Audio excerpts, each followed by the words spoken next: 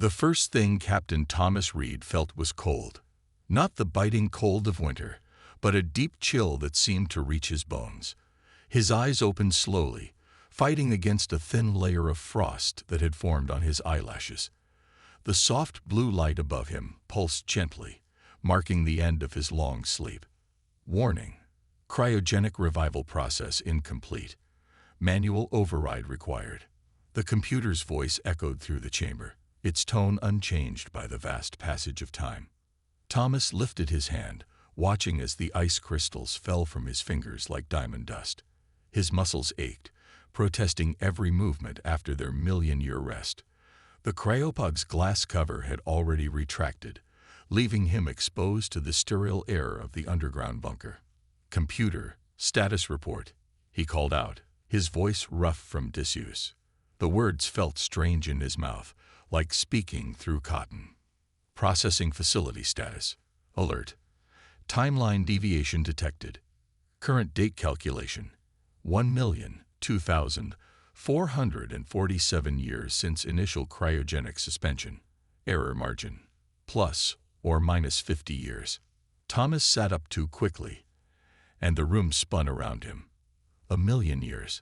The number seemed impossible, yet the computer had no reason to lie. They had planned for 1,000 years of sleep, maybe 10,000 at most. But this was something else entirely. "Number of viable cryopods remaining?" he asked, dreading the answer. 50 pods maintain critical functions. 950 pods have failed over time. Warning: power reserves at 12%. Emergency revival of remaining viable pods initiating. Thomas swung his legs over the side of the pod, watching as other capsules began their wake-up sequences. Soft hisses filled the air as ancient machinery came to life. In pod after pod, frost melted away to reveal the faces of his fellow survivors. Some he recognized: Dr. Anna White from linguistics, Engineer Mark Cole, Dr. Lisa Hart the biologist. Others were strangers, their pod identification numbers the only clue to their identities. He stood shakily, using the pod's edge for support. The bunker's emergency lights cast long shadows across the floor, illuminating rows of failed pods. Each dark capsule represented lives lost to time, dreams that would never see this strange new future. "Computer, activate external cameras," Thomas ordered, making his way to the control panel. The screen flickered to life, showing a world he barely recognized. The sky above their hidden bunker wasn't the blue he remembered. It glowed with an alien purple hue, and not one but 3 suns hung in the heavens. The familiar mountains of Colorado had been worn down to rolling hills, and strange plants with crystalline leaves caught and scattered the triple sunlight. "Captain," a voice called from behind him.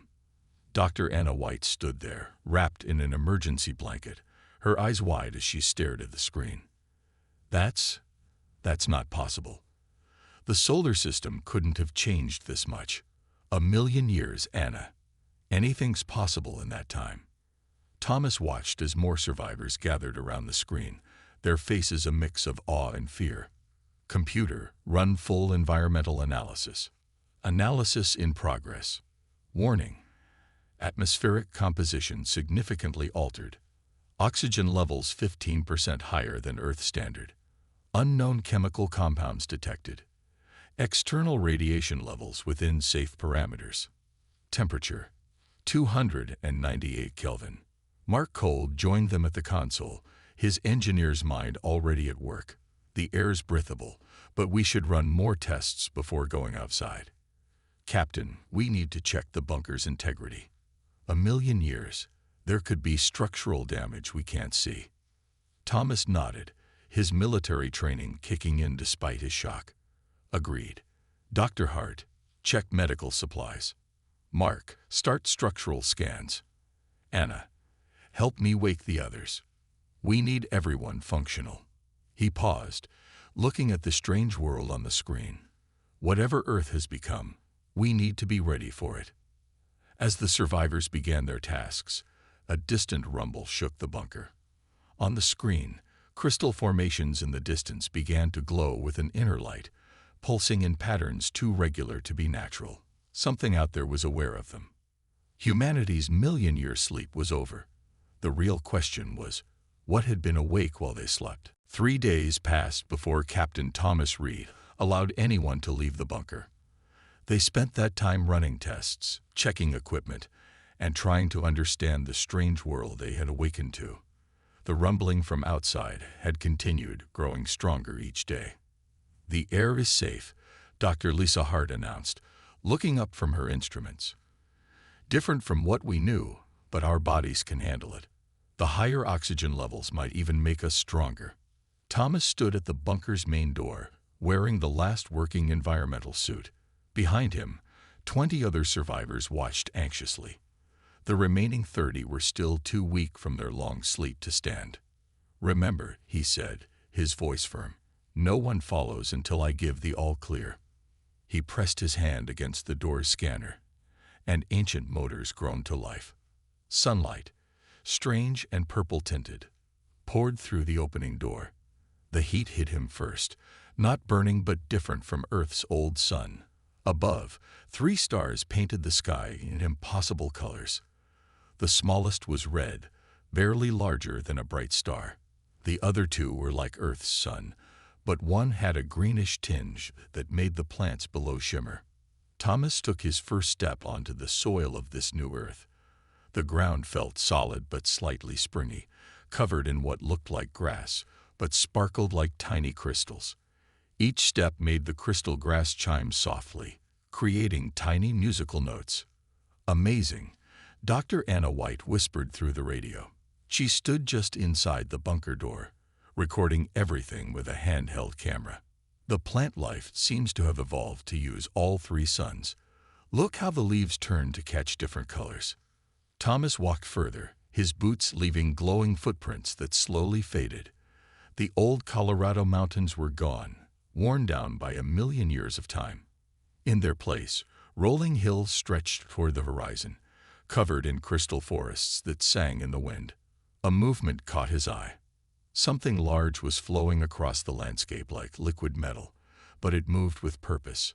As it came closer, Thomas saw that it wasn't one creature but thousands of smaller ones moving together, each about the size of his hand and shaped like geometric diamonds. "Everyone, stay calm," he said into the radio, standing his ground. The creatures stopped about 50 feet away, arranging themselves into a perfect circle. Then, one by one, they began to glow. "Captain," Anna's voice was excited, "they're communicating. The light patterns, they're sequential, like mathematics. It's binary code, but using light instead of ones and zeros." The crystal beings pulsed faster, their lights forming complex patterns that danced in the air. A larger shape rose from their center, forming what looked like a 3-dimensional model of the solar system, but not the one Thomas remembered. It showed the collision of 2 systems, the dance of planets finding new orbits, and the merging of stars that had created this triple sun sky. "They're showing us what happened," engineer Mark Cole said in awe. "How their world, our world, came to be." Thomas watched as the display changed, showing creatures rising from Earth's ancient oceans. The crystal beings were telling their own story, how they had evolved from deep sea life that used bioluminescence to communicate. As Earth changed, they changed with it, growing more complex, more aware, until they became what stood before him now. "I'm going to try something," Anna said. She had come outside, carrying a light projector from the bunker's emergency kit. She pointed it at the crystal beings and began flashing it in a simple pattern. 1, 2, 3, 5, 8, the start of the Fibonacci sequence. The crystal beings pulsed with bright blue light, and their pattern changed. They completed the sequence. 13, 21, 34, 55. Then they rearranged themselves into a new shape, forming a path leading toward their crystal forest. "I think," Thomas said slowly, "we're being invited to follow." He turned to look at the other survivors, who stood watching from the bunker entrance. "We're not alone anymore. And I think it's time we learned what happened to our world while we slept." The three suns continued their strange dance overhead, casting multiple shadows that shifted and merged, much like the past and future were merging in this moment. Humanity's first step into their new world wouldn't be taken alone. The crystal beings led Thomas and his group through the singing forest. Every step made music, as if they were walking on wind chimes. Behind him, Dr. Anna White recorded everything with her camera, while Dr. Lisa Hart collected samples of the strange plants. "Look at this," Lisa said, holding up what seemed to be a leaf. "It's not just crystal-like. It's actually growing crystal structures. The plants here are part organic, part mineral." The path widened into a large clearing where more crystal beings waited.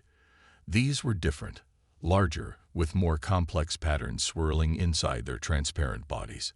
They formed a circle around what looked like a pool of liquid light. "It's some kind of meeting place," Anna whispered, her eyes bright with excitement. "The patterns they're making. They're getting more complex. I think they're trying to tell us something important."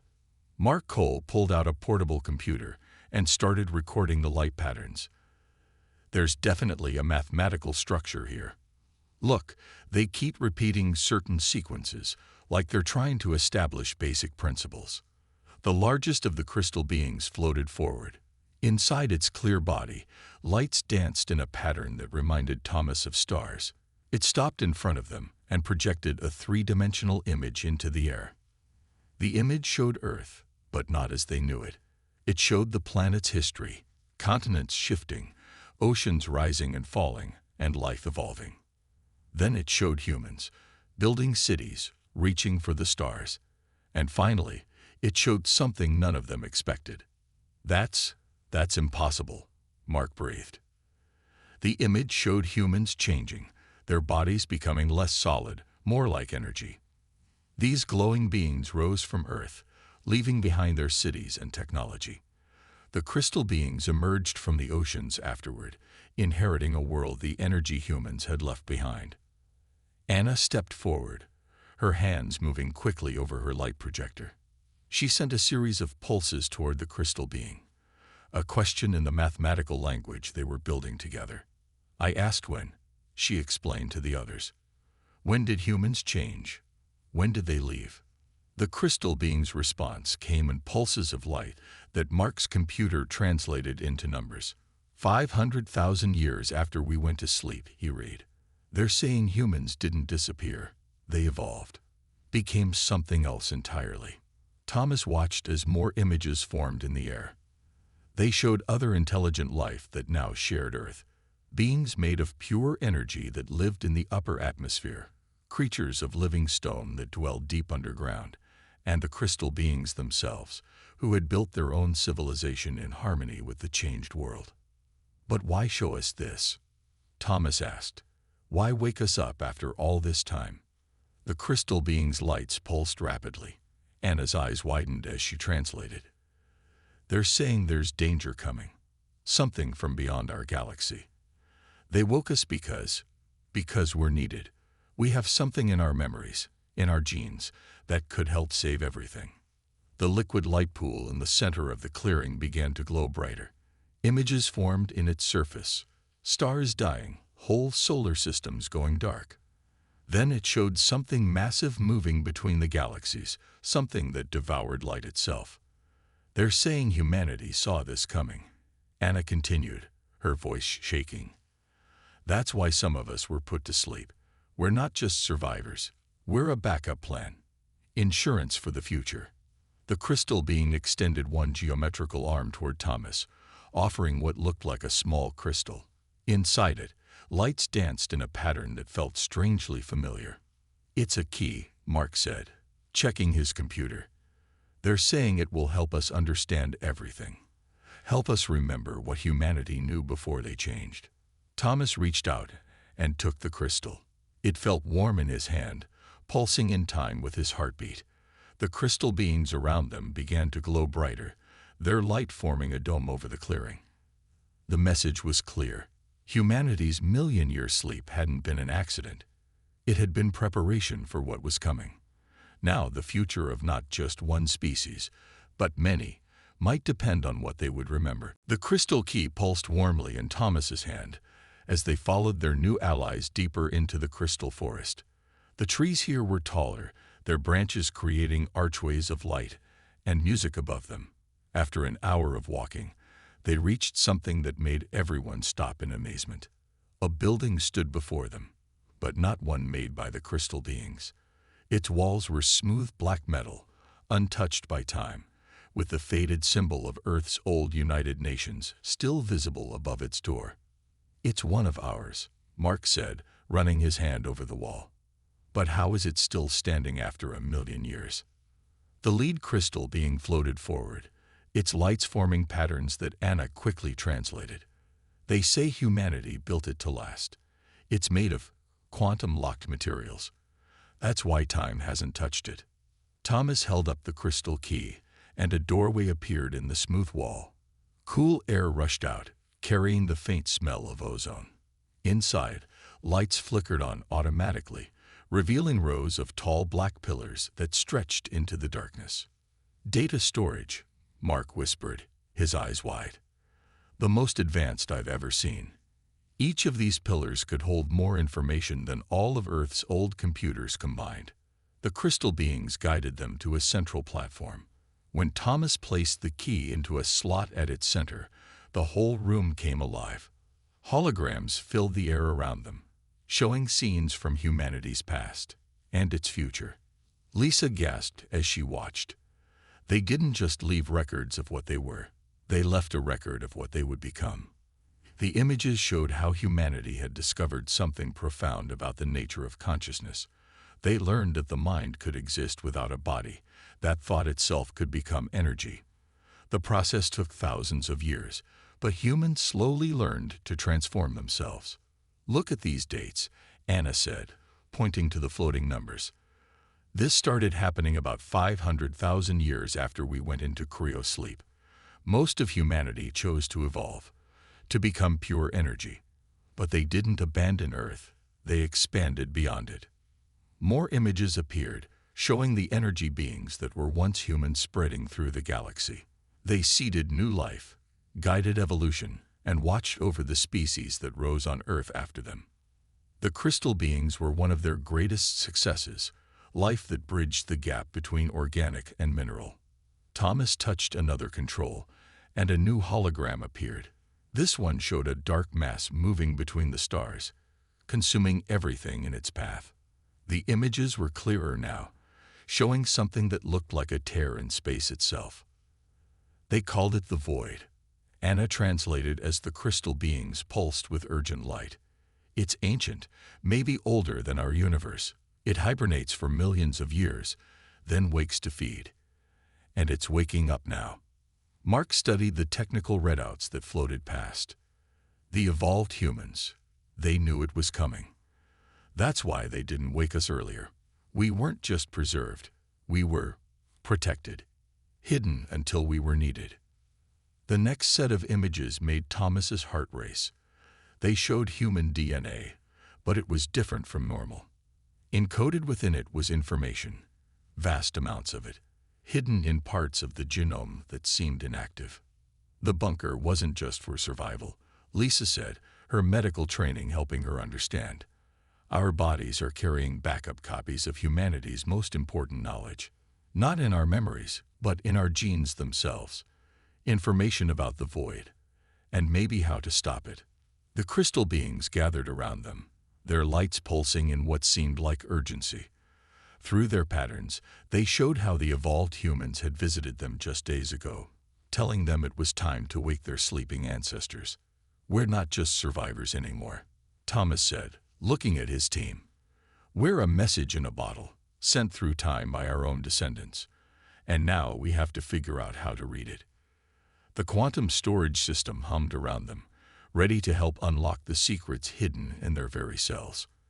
Outside, the three suns were setting, painting the crystal forest in deep purples and blues.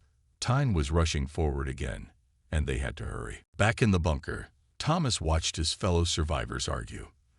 The room was split in half. Some wanted to stay on Earth and rebuild human civilization, while others insisted they needed to find their evolved descendants. The crystal beings waited silently in the corner, their lights dim but watchful. "We can't just abandon Earth again," Mark said, pacing the room. "We have the technology, the knowledge. We could build something new here."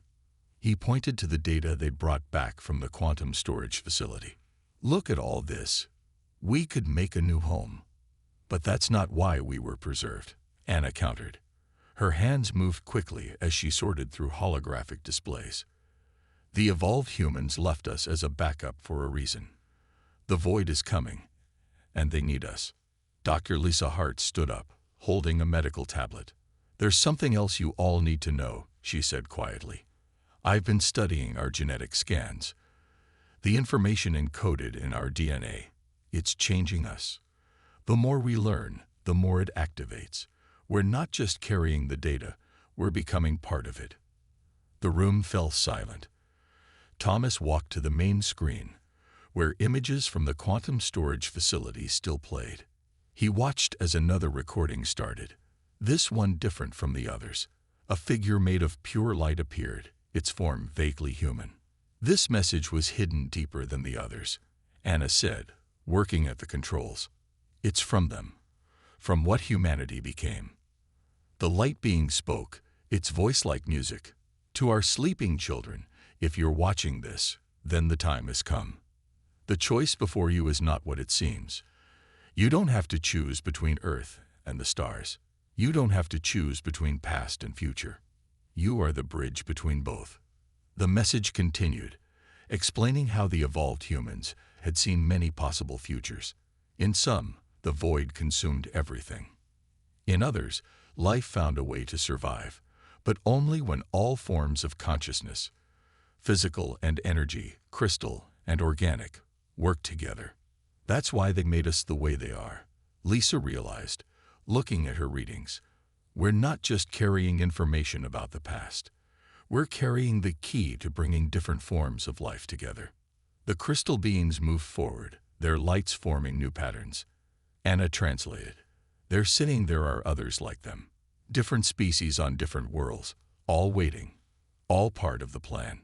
Thomas looked at his people, 50 survivors of old Earth, carrying the hopes of countless beings in their very cells. "We're not choosing between staying or going," he said slowly. "We're choosing whether to accept this responsibility." Mark stopped pacing. "What do you mean?"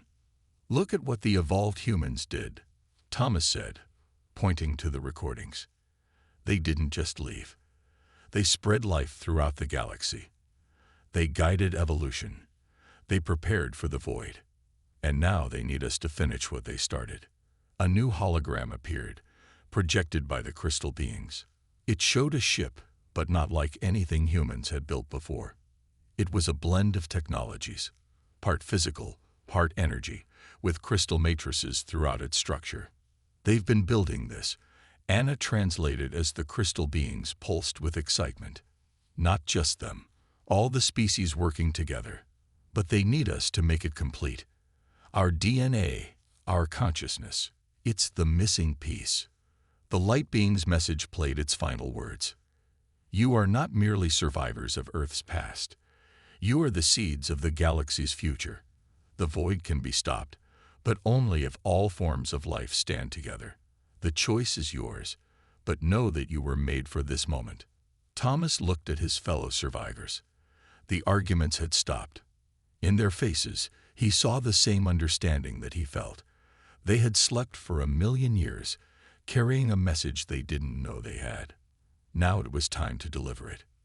The 3 suns were rising outside, their light filtering through the crystal forest in rainbow patterns.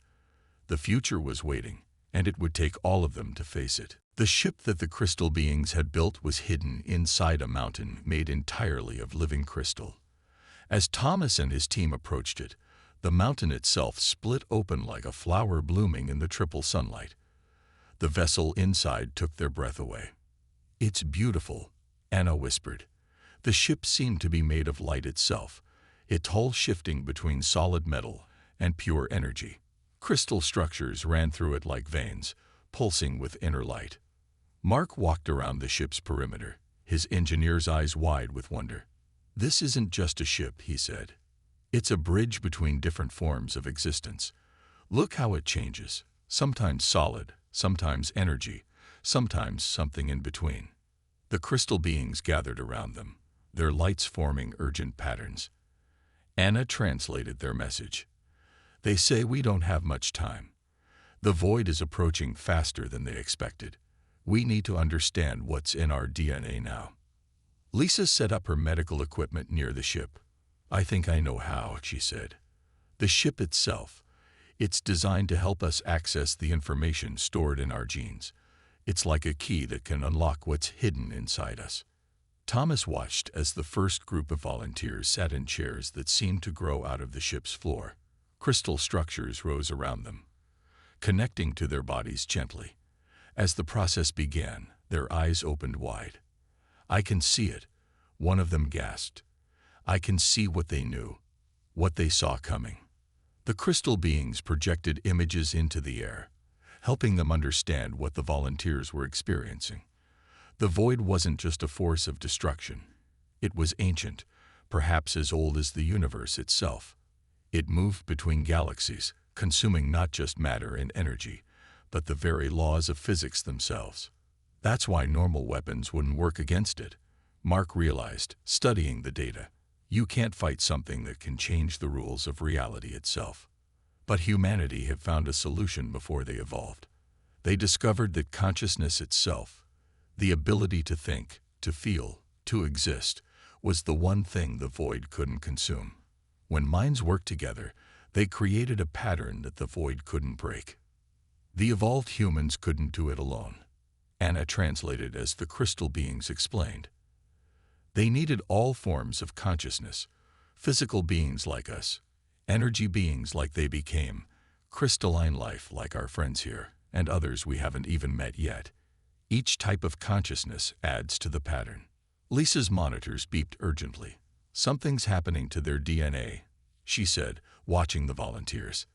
"The information isn't just being read, it's changing them, making them able to connect with other forms of life." Thomas felt the truth settle over him. "That's why we were preserved," he said, "not just to carry the information, but to be changed by it, to become something new that could help bring everyone together." The crystal being's lights pulsed rapidly, and Anna's face paled as she translated. "The void. It's already reached the edge of our galaxy. We have less time than they thought. Maybe a few months before it reaches us."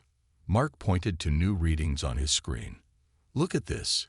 There are other ships like this one, hidden on worlds throughout the galaxy. Other species are waking up, just like we did. We're all part of the same plan."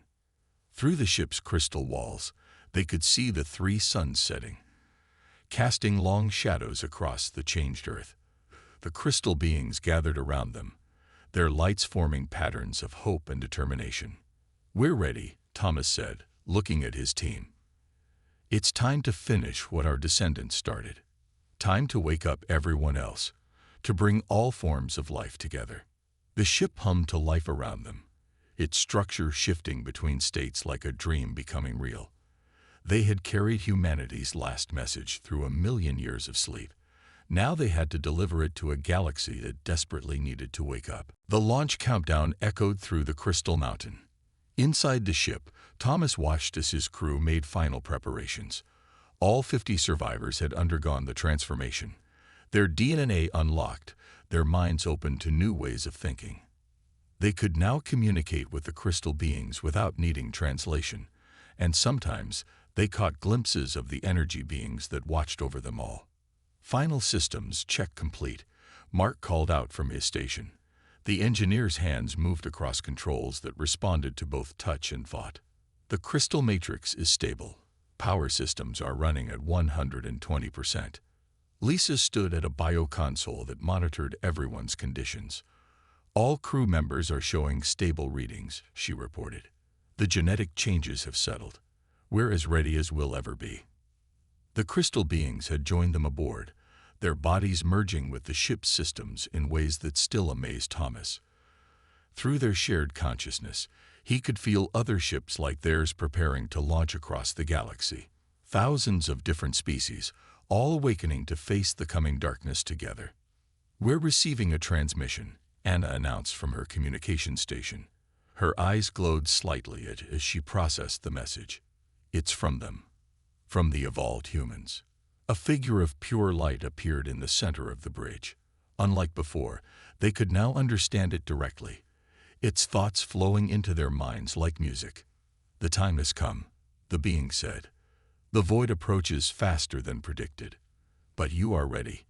You are the bridge we hoped you would become, between past and future, between matter and energy, between all forms of life." Through the ship's crystal walls, Thomas could see the three suns rising one last time over this changed Earth. The crystal forest below sang a farewell song that resonated through the ship's structure. This world that had seemed so alien when they first awoke now felt like another home they would have to leave behind. "Course is plotted," Mark said. "The other ships are signaling. They're ready to move in formation."